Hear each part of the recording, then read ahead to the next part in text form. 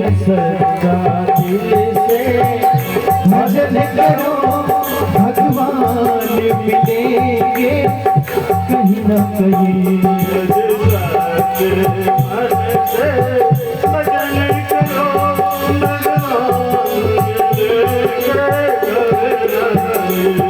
यदि सच्चा दिल से भजन करो भगवान मिलेंगे कहीं न कहीं।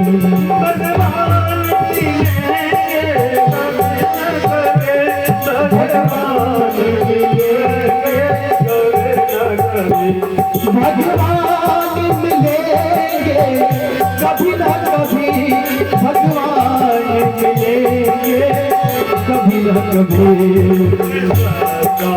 काली की सेवा करते हुए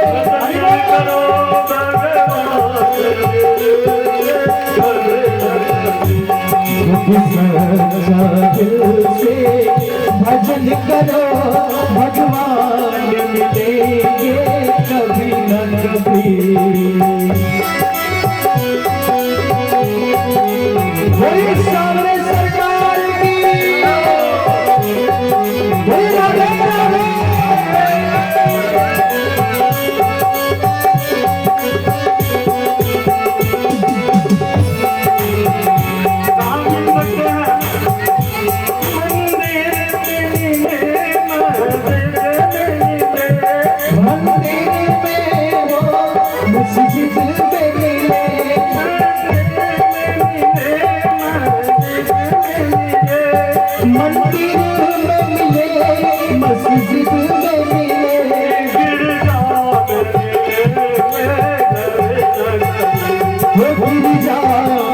मिलेंगे कभी न कभी,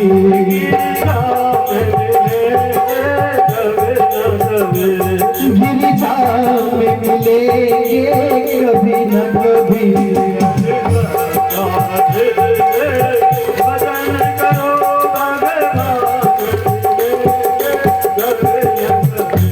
यदि सच्चा दिल से भजन करो भगवान मिलेंगे कभी न कभी।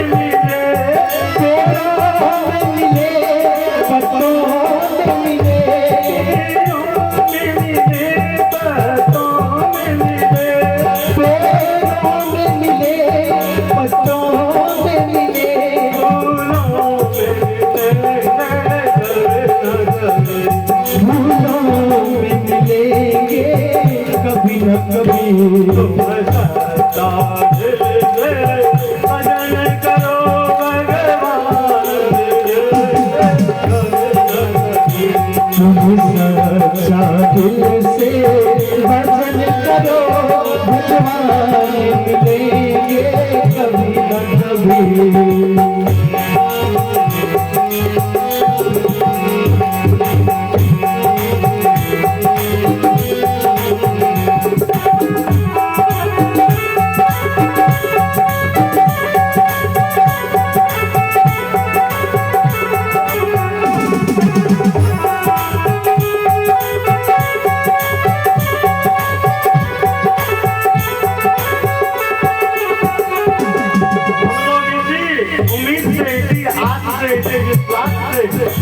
फसलों का भ्रमण करते हैं। काशी, मथुरा, वृंदावन, हरिद्वार, प्रयाग, पुष्कर जाते हैं।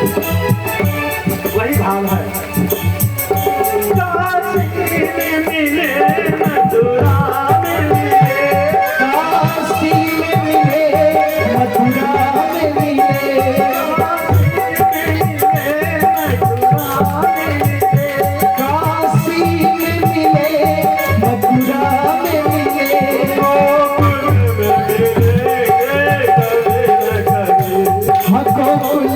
मिले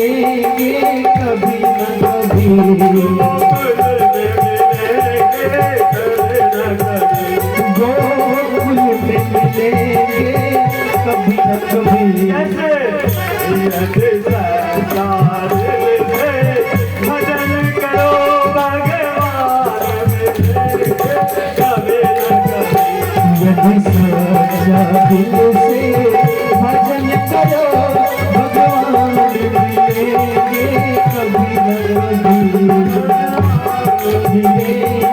कभी न कभी भगवान मिलेंगे कभी न कभी। बोले भक्तवत्सल भगवान की जय हो। इस तरह से भगवान ने उस छिपकली रूप धारण किए हुए राजा नृग को कहाँ उद्धार किया? कुएं में, सूखे कुएं में, किसी को पता नहीं चलता। और उस सूखी कुएं में झाड़ियों के बीच छिपकली के रूप में भगवान की कृपा दृष्टि हुई। सच्चे हृदय से छिपकली रूप धारण किए हुए भी वह भगवान का ध्यान कर रहा था, इसलिए भगवान ने उनका उद्धार किया। अब इन विभिन्न प्रकार की लीलाओं को पूरा करने के बाद भगवान जब आते हैं, दोस्त की याद कब आती है? कनिया से जान कनी तुम मैं भेल तान याद पड़ल तो चलू कनी गोपाल जी से भेंट कर ले छी या निकल रहा तो राधे। तो इस तरह से भगवान की अब इतनी संततियां हुई तो स्वाभाविक है कि थोड़ा पारिवारिक वातावरण से तब याद आती है, जब एकांत में बैठते हैं तो याद आती है। सुदामा की याद आती है। परम मित्र सुदामा, क्या मित्र था। पुरानी यादों में खो जाते हैं, सुदामा की याद आ जाती है। किस रूप में उन्होंने परिचय, भगवान ने परिचय दिया है? कृष्णस्यासीति सखा कश्चित् ब्रह्मणो ब्रह्मविद्मः विरक्त इंद्रियार्थेषु प्रशांतात्मा जितेन्द्रियः। इसी श्लोक से सुदामा का परिचय मिल गया कि सुदामा एक ब्रह्म ज्ञानी, शांत चित्त, शांत मन वाला, शांत हृदय वाला और इंद्रियों को वश में रखने वाला जितेंद्रिय ब्राह्मण था। और गृहस्थ आश्रम में था।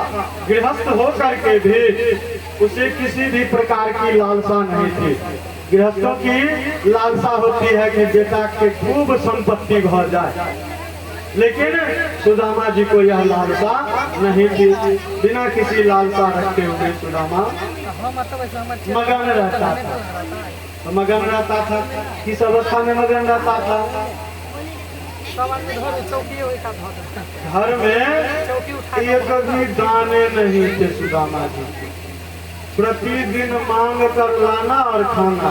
तो प्रतिदिन मांग कर लाना और खाना मतलब ये नहीं कि सुबह लाए तो रात के लिए, सुबह लाना तो फिर शाम के लिए परेशान रहना। ऐसी स्थिति, ऐसी दीनहीन दशा थी। सुदामा जी के पत्नी, उनकी पत्नी का नाम सुशीला, जैसा नाम का प्रभाव देखिए, सुशीला, सुशील जन्म। उस भीषण परिस्थिति को भी बिना किसी कष्ट के, बिना किसी आशा के, बिना किसी तृष्णा के, आजकल की जो सुशीला है वह आते के साथ कहती हैं कि हमको रिंग भिरिंग वाला सबका नाम लिखा देती कि ये सब मॉल से लेके आना है, ये चाहिए, वो चाहिए। आपके पास परिवेश को नहीं देखते कि हमारे पति के परिवार की और हमारे पति की क्या औकात है, उसको नहीं देखती है। फरमाइशों की लिस्ट जारी हो जाती है, जिस कारण पति को पथभ्रष्ट होना पड़ता है, गलत मार्ग करना पड़ता है और उसका खामियाजा फिर उसी ऑर्डर देने वाले को भुगतना पड़ता है। तो सावधान रहने की जरूरत है। यदि गलती हो गई है होने दीजिए, अब चित। तो सुशीला में यह गुण विद्यमान था कि नहीं, हम जिस परिस्थिति में, उसी परिस्थिति में रहे, किसी भी प्रकार की उत्कंठा नहीं थी। अब एक दिन क्या होता है कि सुशीला के घर पर एक साधु बाबा आते हैं भिक्षाटन के लिए। सुशीला असहाय हो कहती है, हे विप्रवर, हे ईश्वर, आप कुछ पल प्रतीक्षा कीजिए। मेरे स्वामी अभी दिन की रसोई के लिए भिक्षाटन करने के लिए गए हैं, जो मांग तांग कर लाएंगे आपको प्रदान करूंगी। तो उस साधु बाबा के द्वारा कहा जाता है कि तुम्हारी स्थिति है, तुम्हारे आप पति अभी का मतलब कि अभी जो रसोई तैयार होगा उसके लिए भिक्षाटन को गया है। जिसका मित्र द्वारकाधीश होगा उसके परिवार की स्थिति होगी।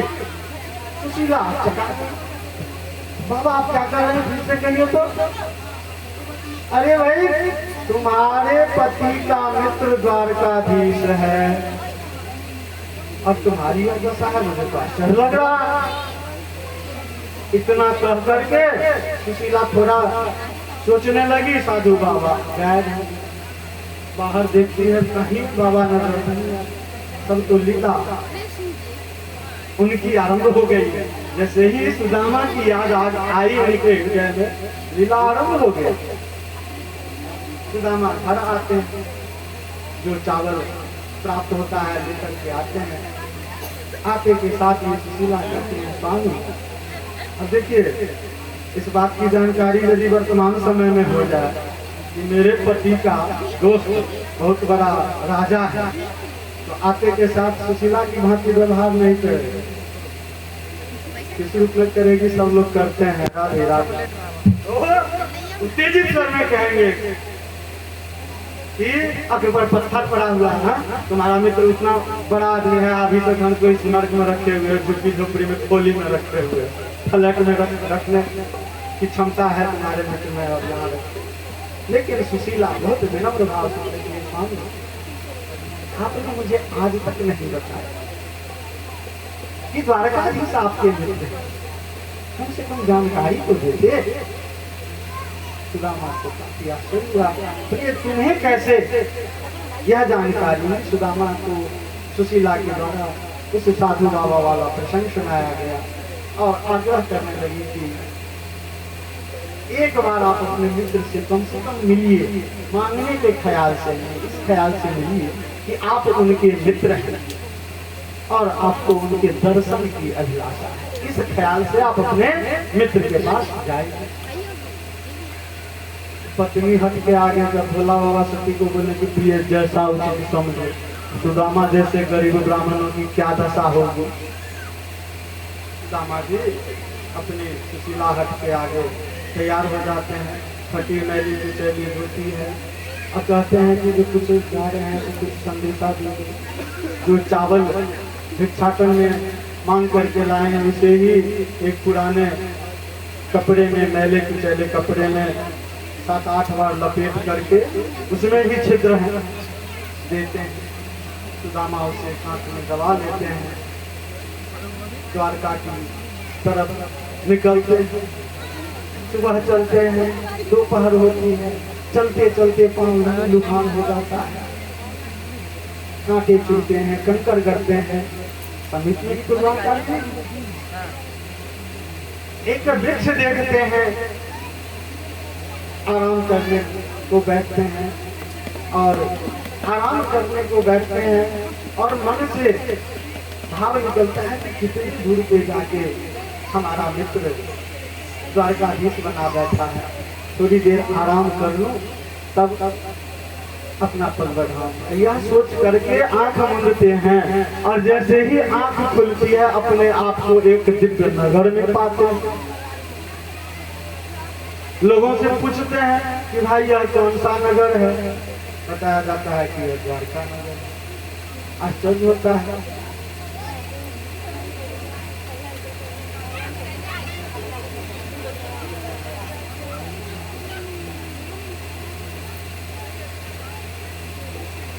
तो जैसे ही सुदामा जी को जानकारी मिलती है कि द्वारका में प्रवेश कर गया है, उनको लगता है कि जो